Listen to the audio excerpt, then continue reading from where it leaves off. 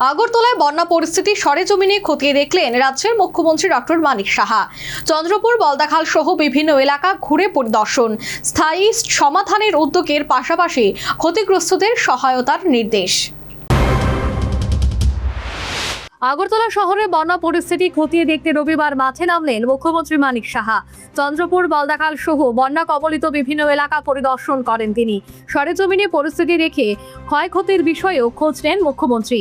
এরপর বন্যার্তদের জন্য তৈরি ত্রাণ শিবির পরিদর্শন করেন। সেখানে আশ্রয় নেওয়া ক্ষতিগ্রস্ত পরিবারগুলির সঙ্গে কথা বলেন, তাদের সমস্যার কথা শোনেন।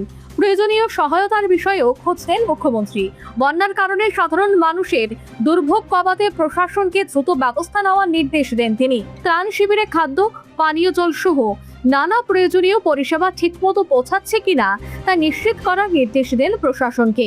তবুও শুধু তাৎক্ষণিক সহায়তা নয়, ভবিষ্যতে যাতে একইভাবে জলমগ্ন পরিস্থিতির সৃষ্টি না হয় তার জন্য স্থায়ী সমাধানের পথ খোঁজার উপরও নিজ প্রতিক্রিয়ায় গুরুত্ব দেন মুখ্যমন্ত্রী।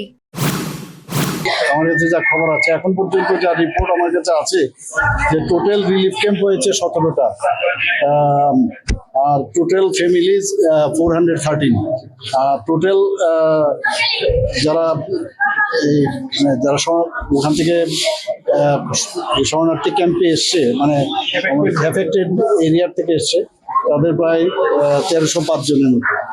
তো ওয়েস্ট ত্রিপুরা ডিস্ট্রিক্টে এবং খোয়াই ডিস্ট্রিক্টে দুটো জায়গায় এসছে। তো খোয়াই এতটা না যতটুকু আমাদের ওয়েস্ট ডিস্ট্রিক্ট হয়েছে।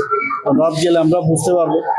তো আমার মনে হয় যে আমাদের এটা তো আমরাও অনেক কিছু ভাবছি যে কি করে এই পার্মানেন্ট একটা সলিউশন করা যায়।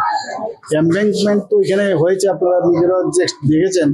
তো কিভাবে আরো স্ট্রং করা যায়, আর প্রকৃতির সাথে তো কিছু করা যায় না। সারা পৃথিবীর মধ্যে, সারা ভারতবর্ষ সব জায়গায় আপনারা দেখেছেন ফ্লাড। তো যাই হোক, আমাদের তরফ থেকে আমরা অ্যালার্ট আছি। আমাদের ইন্ডিয়ারের টিম অলরেডি তারা ওয়েটিং করছে, তারা এখন মানে রিজার্ভে রাখা হয়েছে। টিএসআর ক্যাম্প এসছে, আবদা মিত্র তারা এসছে, এবং বিশেষ করে আমাদের যারা কাউন্সিলররা আছেন বিভিন্ন জায়গায়, তারা কিন্তু যেহেতু পাহাড়ে আর বৃষ্টি হচ্ছে না, তাই সংশ্লিষ্ট এলাকাসমূহ জল নামছে বলেও কিন্তু স্বস্তির কথা শোনালেন মুখ্যমন্ত্রী। তিনি আরো বলেন, মানুষের পাশে সরকার রয়েছে, প্রয়োজনীয় সব ধরনের সহায়তা দেওয়া হবে। কিভাবে এই সমস্যার স্থায়ী সমাধান করা যায় তা নিয়ে ভাবনা চিন্তা চলছে। মুখ্যমন্ত্রীর পরিদর্শনের পর প্রশাসনিক তৎপরতা আরো বাড়বে বলেই আশা করছেন বন্যা কবলিত এলাকার বাসিন্দারা। Bureau report, news vanguard.